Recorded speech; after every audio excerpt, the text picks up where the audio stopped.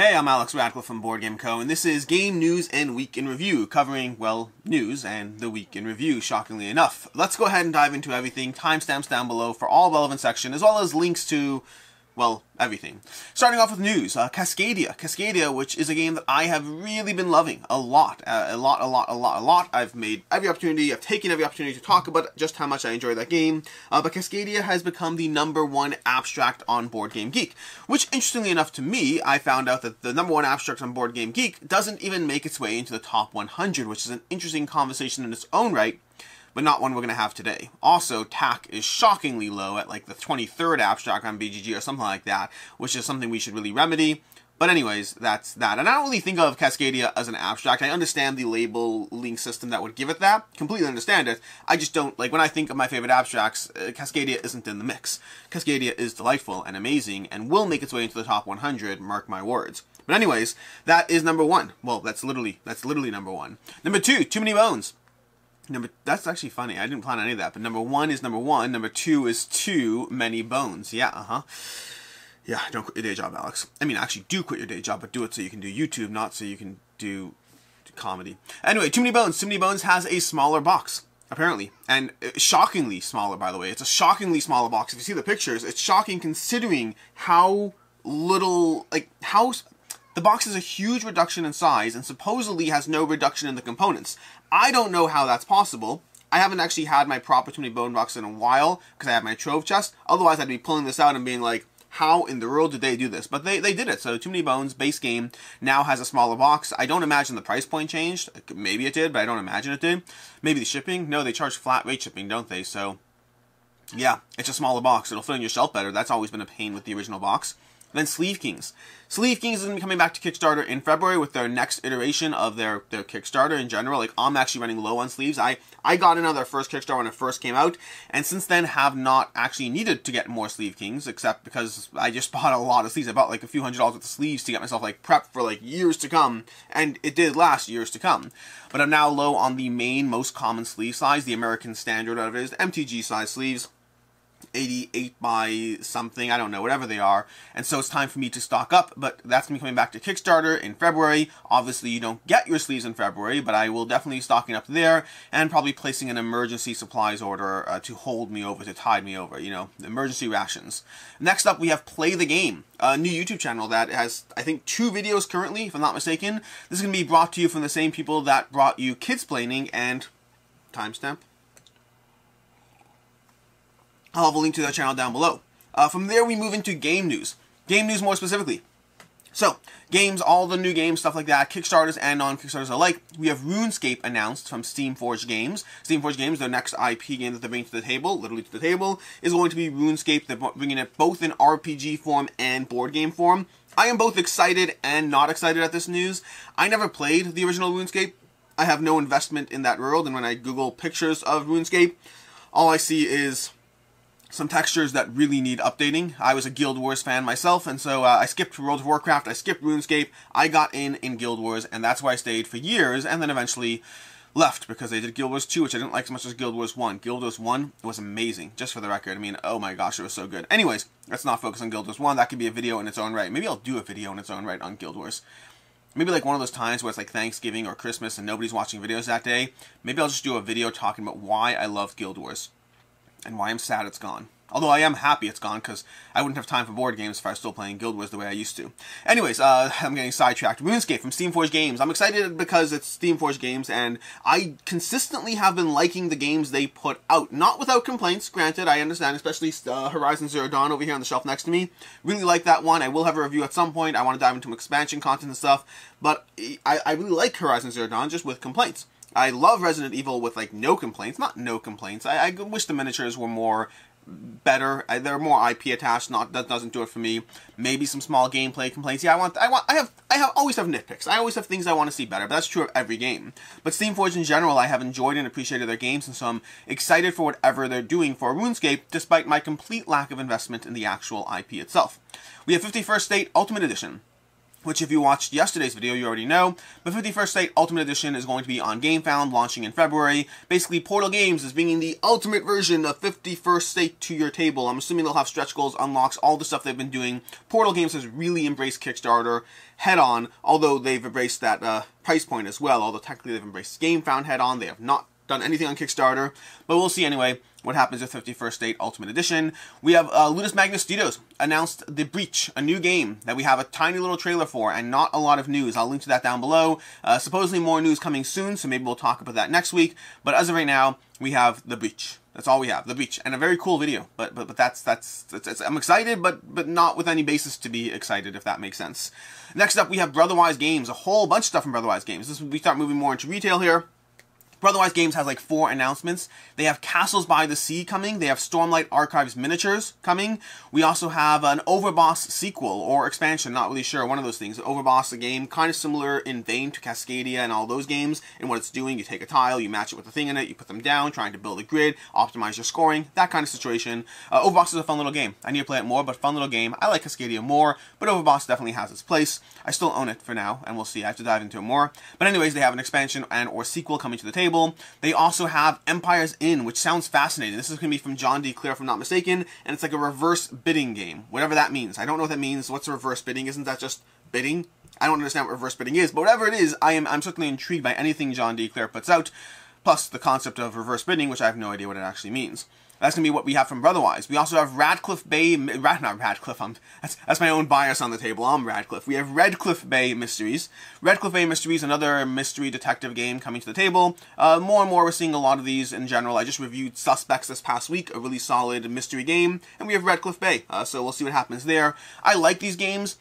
In general, Unlock still remains my favorite of the genre of unlocks and exit rooms and mysteries. But I like all of these to some degree or another.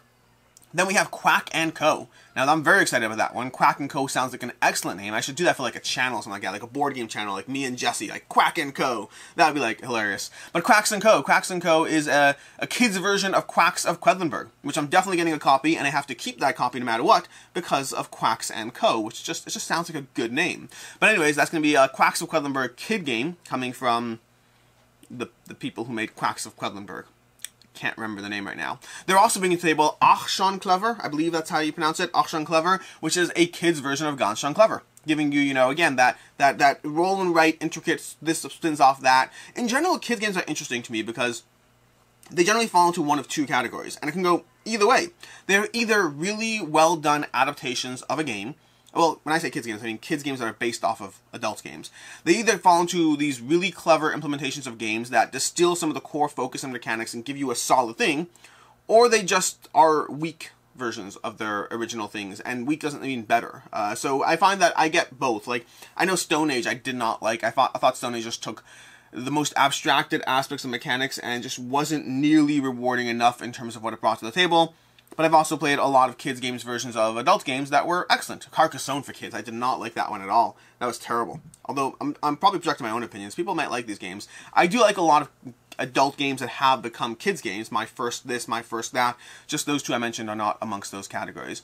And that's what we have for game news. Now for Topic of the Week, I'm actually going to put Topic of the Week at the end of the video this week. The reason for that is because of the fact that my topic of the week is going to be why I didn't like the Eternals movie. It's not actually true, it's the wrong title.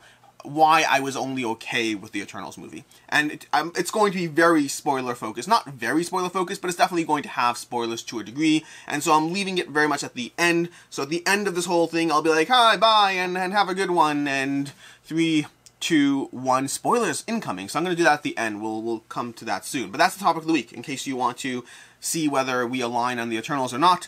But we'll talk about that at the end. So, going from there into the week in review, starting off with what I played, which means it's time to pull up my app. Time to pull up my app. Time to pull up my app. Got an update for Skytier Horde. Okay, all plays. All plays, scroll to last week. So, we have a few things. We have more Vagrant Song. Like I said already, I've been heavily diving into Vagrant Song. After an initial push into it, I kind of stopped for a bit because other things were happening, and now I'm diving fully into it so I can well, basically play it and then eventually review it. Got a play of Catacombs of Kraken. That was a fun little game. I think I told you about this last week already, but Catacombs of Kraken. Gotten a few plays of Bruges. Bruges is a phenomenal game. Have not played it in too long and managed to get it to the table. We have Antares Kingdoms. It's a upcoming Kickstarter, little engine building set collection. Not really engine building, a little engine building set collection game. We have For Science. For Science from Grey Fox Games. Just got a first play of that. Dexterity cooperative real-time game. Very much liked what it's doing. Don't know about its staying power because in general, games that have gimmicks, which are dexterity and real-time, and this has both of those, I find that I enjoy them but eventually move on from them. That said, I do enjoy For Science. I plan on diving into it more, and ultimately how long it stays will likely depend on the people in my, well, game group, family, whatever, and seeing whether they like it. I got a play of Whistle Mountain in, which is always fun. I always enjoy Whistle Mountain, and that has continued to remain true. Pandemic Legacy. We are continuing to dive into that. We're like 6 games-ish in. We'll see. Paris. La Cité de Lumière. Gotten a bunch of games of that one. I probably said that incorrectly. But Paris. I got a bunch of plays of Paris. I reviewed it this past week. Phenomenal game. Absolutely loving it. It has definitely have become one of my favorite 2-player head-to-head games. It's just so tactical and crunchy in what it does. I gave it a 5 out of 5. It's absolutely amazing. Solid game. The expansion adds variability, nothing else. If you don't like the game, the expansion will not change your mind. If you like the game, the expansion is an easy addition, gets you more stuff. Got to play of Eco's First Continent. We're still diving into that one. My wife really enjoys that one. Every time, it's funny because Jesse, Quacklope, does not like it. So every time he's not here, my wife's like, okay, great, let's play that. Well, because he's not here now, so we play that. I got to play of Ghosts of Christmas. Again, another solid game. A lot of these games that I've been reviewing recently are getting played. They're getting table time because they're good games. Sagani. Sagani is still a good game. I still plan on doing a Play This Not That with Nova Luna. But Sagani, solid game. Glass Road, got another play of that. And I should review Glass Road. I've had Glass Road a long time. I've never actually reviewed it. I should review Glass Road. We'll do that. I'll review Glass Road because it just got reprinted by Capstone Games. So it's a good time to, cover it. We have Abyss, which I've been told to dive into, figuratively speaking, and specifically because I like Aquatica a lot, and there's been some comparisons to Aquatica. I think the comparisons are more surface level in terms of what they're doing. I think I understand why, both thematically and surface level mechanically, they'd be connected, but I think they're very different games. I plan on diving into Abyss with the expansions first before making a decision. If it was just based on the base game alone, I enjoyed my time with it and don't need to play it again. But I want to try the expansions and see if that changes my opinion. Tiny Towns. Something that always haunts me about Aquatica. Haunts is the wrong term. I do not lose any sleep at night of this. Aquatica is a game that I love. And there's often a lot of people who merely like it. And I always wonder how much of that is because people who played it with the base game and not with the expansion. I think the expansion easily makes it better. I like the base game as is, don't get me wrong.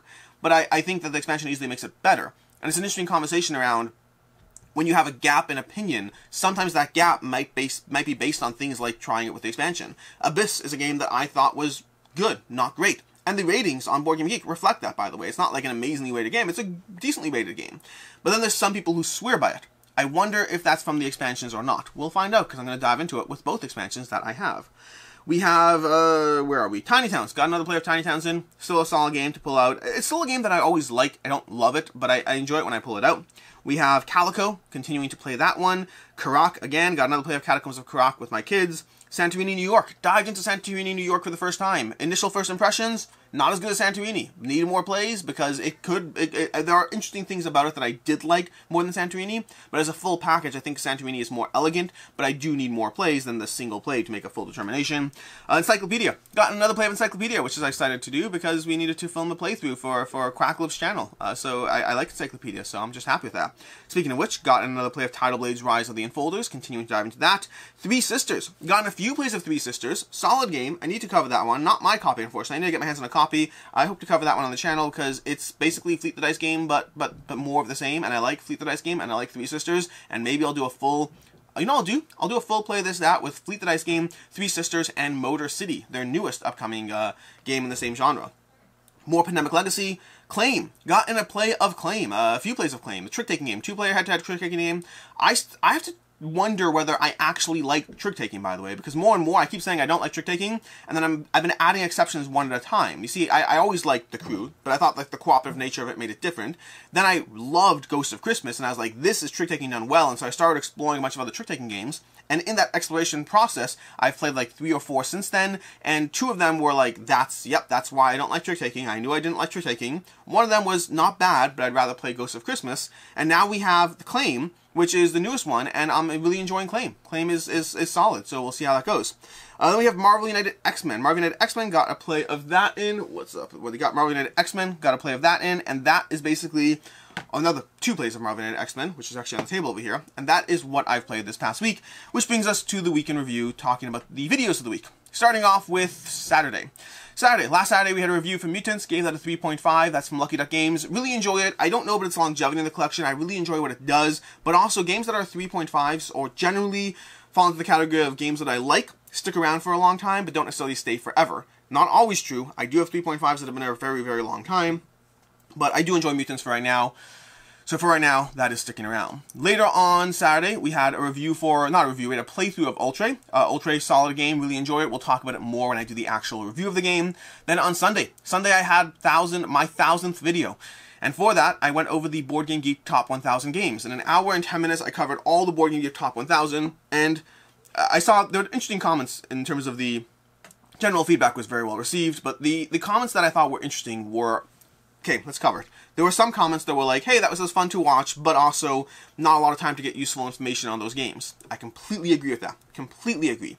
But then the other side of the spectrum is the comment that, first of all, the reason I did the video is because I thought it was funny for my 1000th video, but I also thought there was value to it. And the value came from someone else who posted, this is great, this is great, I can't remember the exact comment, but the comment was along the lines of, this is great, I have now calibrated my own personal taste against yours. I think that is valuable. Going through 1000 games in an hour and 10 minutes will give you a lot of information about how my tastes match yours. In terms of, if we align, of those 1000 games, I've played 650, roughly, of the top 1000. That's a lot of data points that you can get in a fairly short time to determine if you and I are good matches. When I like something, what are the chances that you'll like it too? Speaking practically, if on those 650 games we align on 80%, then there's an 80% chance that you and I will align when I say I love or hate a different game. That's a fair assessment, right? And so having that kind of information is very useful. I'd love for someone to be able to create some sort of like, full-on reviewer database where you could have those numbers, where you can check, I like this game, and you get like, oh, boom, this aligns you a drop more with Dice Tower, and a drop more with Board Game Co. I don't like this game. Ooh, your score again, shut up and sit down, just went down. Which just gives you information about who are the best people to line up with your gaming tastes. I think that'll be a fun idea, a cool idea. I'm not going to do it right now because I'm busy. But anyways, that is my 1000th video. On Tuesday, no, not Tuesday, on Monday. Monday we had 2 back and not to back. We're going to skip that this coming week, but we still had a 2 back and not to back last week. I'm skipping this coming week because I'm out of town, so whatever, we'll talk about that towards the end. Then on, that's Monday, it was a short 2 back and not to back. It had a few highlights, including Marvel Zombies, but it was fairly short. It's one of the shortest ones in a while, coming in at around half an hour, which is short for the 2 back or not to back series. Then on Tuesday we had 3 videos. We had a review for Suspects, another 3.5, really solid mystery game, but mechanically light. It's just about going through a story, which is why it's 3.5. I enjoyed it. I went through all 3 stories. I'll happily pick up whatever they put out in the future, but that was Suspects. Later on Tuesday, I did a unboxing-ish or showcase of the Ravaged Star Armies to the Veil Touch miniatures from Miniature Wargaming in association with Lazy Squire Sculpting or whatever. Solid miniatures, no game behind it, so my interest is surface level. Very interested, but also no justification behind it. Lastly on Tuesday we had Paris Le Site de Lumière, a review of the game and the expansion. 5 out of 5. Like I said already, absolutely love that game. It's really solid. I think it's a lifer for me, assuming I have people in my life who play it with me, and my daughter plays it with me. My wife does not like it, by the way. My wife, she only played it once. I want to try to see if another play changes it, but my daughter likes it a lot, and other people I play it with like it a lot. Just my wife doesn't, which makes me sad, because I like playing games with my wife. Later on Wednesday we had Board Game Upgrades, another Board Game Upgrades video, showcasing a few different things, showcasing Eclipse, a second Dawn for the Galaxy, a giant insert for Dominion, some inserts for Raja the Ganjas, Deluxify tokens for Furnace, things like that. Oh, and Seven Wonders Duel as well, so we had all of that. On Thursday we had Zombicide Through the Ages. That's basically a 10-year summary of everything Zombicide, the differences between the versions, which one might be right or wrong for you depending on what changes you like or don't like and stuff like that, as well as which one is my favorite and why. But basically a 40-minute long video on Zombicide across the past 10 years. It's not like a full play this, not that, which I'm sure I'll do as I get Undead or Alive, as I get Marvel Zombies. I'm sure I'll always compare them against my current favorite Zombicide, which has always been Black Plague. But this is a a 40-minute long video on Zombicide Through the Ages. And then finally on Friday, we had Kickstarters, upcoming Kickstarters for February. A whole bunch of things that I'm excited about. Some in particular are going to be Rolling Heights. We have Kingdoms Forlorn we have coming up. That's going to be a lot of fun. Hopefully a lot of fun. I haven't played it yet. We have Tidal Blades, which is a lot of fun. Tidal Blades Rise of the Unfolders. And there's one that particularly caught my eye. How Rulers of Yucatan. Looks very intriguing and had some gameplay mechanics that I think do speak to me. So I'm very curious about that one. And then Today we have a review coming up for 10 from AEG, as well as a review for Awkward Guests. So we're going to have reviews for both those coming up later today. And then next week, I'm actually out of town next week. So first, we're still going to have videos every single day. Schedule hasn't changed. I've just been busier this past week prepping, but I'm out of town basically the entire next week. I will be online here and there, so I will respond to comments here and there, but I'm doing so when it makes sense to. I'm going to be with my family on vacation, and yes, that means my phone is down unless... my phone's down whenever there's not a good reason for it. Whenever it should be down, it'll be down, so don't worry about that. But my point is, I will be less online this next week than usual, so over the next 4 or 5 days, if I seem less active, it's because I am less active. But that's basically it. All the videos are prepped to go. I have one more video to film, and then my entire week is basically prepped, except, well, sort of. But either way, we'll talk about that. As far as videos coming up next week, we have a few things. We're going to have, hopefully, we have a Thinker Themer on Monday. I'm going to be doing, instead of To Back or Not to Back, I'm doing, I already filmed it, but it's basically our favorite Kickstarters of the year with Thinker Themer. I will have, Rolling Heights, speaking of which, we'll have a review for Rolling Heights. And then on Thursday, we'll have a final update for Marvel Zombies, covering all the changes on the final day of the campaign, so you can see all that. Usually I would put that up on Wednesday or Tuesday, but like I said, I'm out of town, so I'm going to be back Wednesday night, and I'll film that, and then get that up and running for Thursday morning for you. And that is basically all of that, which brings us to the games on the table, and then the topic of the week after that. Games on the table. We have Mountains Out of Molehills, which technically should have been in the news section. This is a new game from the OP. I hope to dive into this week. More X-Men United. This is all just the base game, but I like it. I mean, it's not better than regular X-Men-ish. I mean, regular Marvel United. It's good. It does the same job. Maybe it's better. I don't know. Either way, we have more of that. I also just got It's a Wonderful Kingdom. I hope to dive into this one as soon as possible. I'll be taking the rules with me when I travel, and then hopefully playing it as soon as I come back. I won't be traveling with it. We have limited luggage space. And then I hope to dive into Food Chain Magnet, the catch-up mechanism, tomorrow. I hope to. I don't know if I'll have time to get the rules prepped, but if I do, I will be diving into that one. Which brings us... Well, no, let's finish the video. And with that, my name is Alex Radcliffe from Board Game Co. I hope you enjoyed this video. And as always, have a good one.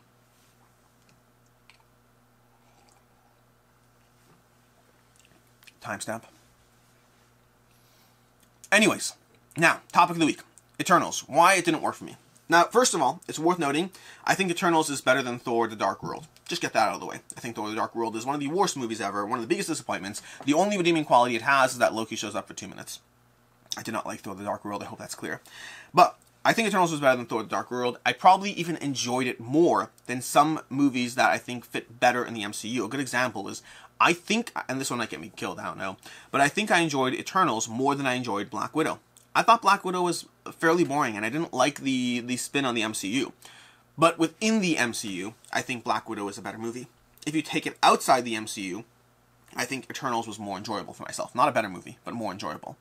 Now, again, we're going to start heading into miniature spoiler territory. I'm not specifically going to be covering a lot of spoilers, but I will be complaining about certain things. That means if you haven't seen it, it might be a little spoilerific, so watch at your own risk at this point. But Eternals is a movie that I enjoyed, but I didn't enjoy it as part of the MCU. In fact, I felt that it did the MCU a disservice, and I happen to think that there were fun aspects to the movie. There was an interesting-ish story, had a lot of fun combat sequences. Overall, some of the mechanisms, some of the humor was well done, but a lot of it just didn't feel like a Marvel movie in many different ways, and to me it was a letdown. Not a bad movie, but a letdown. Although it did get increasingly worse as it got on, but that's because it was connected to the MCU, okay? Now, to start off with, I felt that there was a lack of humor in the movie. I'm not saying there's no humor, but it didn't seem to have the same humorous tones that Marvel movies typically do. It felt a little bit more DC in its implementation. It felt more like DC's attempts at starting to integrate humor, as opposed to Marvel's attempts at actually integrating humor. Meaning the touches were there, the edges were there, but it wasn't the same level as a Marvel movie. Additionally, and this is just a problem we've seen time and time again from every movie that's ever tried this, every superhero movie, too many characters introduced at once has always been a problem. There's like 10 different Eternals. I don't even know the number. That should tell you the problem right there. Whenever we have had too many characters introduced at once in any superhero movie, it makes it hard for characters to build any relationship or affinity towards the characters, And that just happened here as well. You're like introduced to too many people, you have to keep track of it, you're 40 minutes into the movie before you even start to remotely care about the characters, and at that point you start getting introduced to jerks of characters, which is my third complaint. Some of the characters are just complete jerks, and not the kind of jerks where they get like punched in the face in some sort of redeeming, like, oh, you were a jerk the whole movie and now you got your comeuppance. Some characters in the movie are just jerks with no comeuppance, and that's very not satisfying to myself as the viewer. It's realistic, but I watch movies because I want it to not be realistic. The idea of having characters that are just bad people, left, right, and center along the way, and they never get their comeuppance. And I'm speaking of 3 different characters in the movie, without telling you who they are, because miniature spoilers, but 3 different characters in the movie, all are jerks in different ways, in backstabbery, in power manipulation, and things that they shouldn't be doing, and they never really have a comeuppance. So I didn't appreciate that at all. It's just, hey, you made me hate this person, and you never followed through on the payback. We're not talking about like Game of Thrones here where there's like a 4-season character arc, but then eventually it happens. There's no follow-through. Granted, there might be more movies, but whatever. Didn't like that aspect. Additionally, there were lots of plot holes. Now, to be very fair, these plot holes might be answered by the comics, might be answered by the backstory, might be answered by any number of other aspects. To myself, someone who never had any interaction with the Eternals until this movie, I felt there were plot holes. A lot of them. Why do they all have one power? Like, they all have just one specific power. Based on their backstory that's given within the movie, there's no reason they shouldn't all have powers and all be equally strong. So, this whole concept of them just having a singular power each is a weird concept that makes no sense within the framework that the movie gave me. The Celestials. The Celestials in the movie, at the end of the movie we have a scene, again I'm avoiding spoilers to a degree, but at the end of the movie we have a scene where Celestial kind of just grabs all the characters they want. Why can't you do that with the Deviants? Why is that a thing? You're doing that with the characters, but not with the Eternals, but you're not doing that with the Deviants. What are the Celestials' ability to actually impact things or not? Are they big bad scaries that actually have power or not? I can't really tell, and I have no context for it. Because it seems like the Celestials can do what they want, but also not at the same time, which is this other weird aspect. They have this whole concept of don't get involved. Oh, we can't intervene into the fate of humanity. And yet they're constantly giving them technology. They're constantly intervening. This whole concept of not intervening seems to be very specifically and selectively applied to the movie. We have this aspect of Thanos. Speaking of don't get involved, Thanos. Based on the context of the movie, based on the backstory and the frame of reference and all the stuff they give, they should have absolutely gotten involved when Thanos was there. Because Thanos got in the way of the whole master plan. But they didn't get involved, because getting involved gets in the way of the master plan. It's completely contradictory and makes no sense whatsoever. Also, by the way, as another pet peeve, within the first few minutes of the movie, you're like, there's no way on earth these Eternals have actually managed to stay secret for decades and millennials or whatever, millennium. Because they all suck at keeping secrets. They all suck at being in any way subtle about what they're doing. There's no way they kept things secret this entire time. And they're like, ooh, we've secretly lived within humanity for who knows how many years. No, you haven't. You all suck at your jobs. So that was disappointing. And then I think one of the big things, and where it focuses into the aspect of the MCU, is the Eternals gave the movie world-ending stakes that all gets presented and resolved within a single movie. Which I think takes away from what the MCU has done so magnificently this past 10 years. Where they give you world-ending stakes, but they give it to you drip by drip by drip by drip. They don't give it to you all at once. They don't. They give it to you a little bit at a time, and then they give this world-ending stakes gets multiple movies and multiple things and a decade of movies to wrap up world-ending stakes within the MCU. And with the Eternals, they did it in a single movie. Which just takes away. It just makes it feel less important, all the stuff that's been going on. You're like, oh, by the way, you know the past 10 years? We just had all that happen in a single movie, so ta-da! I like the Eternals. I do. I thought it was a fun movie. I didn't think it was a good movie. And I thought it did a disservice to the MCU based on the way it presented things. And just more plot holes. Like, the end of the movie, the fact that the thing happened at the end of the movie and had no impact on the actual survivability of planet Earth is bizarre. And, like, how will this play out in other movies? What impact will it have? What other events will be referenced? I felt it really did a disservice to the MCU. It was full of plot holes, and its redeeming quality is that it was still fun to watch. A little joke here and there, some good fight scenes, some interesting concepts of story, just not well enough executed. I don't know. I feel it should have been like a TV show, a Disney Plus TV show instead of a movie. It could have, or just not existed at all. I'd be fine with that too. Or just not be an MCU movie. All those things are possible. But either way, that's my little miniature review of the Eternals. Until next time, I'm Alex Radcliffe from Quacks&Co, and I hope you have a good one.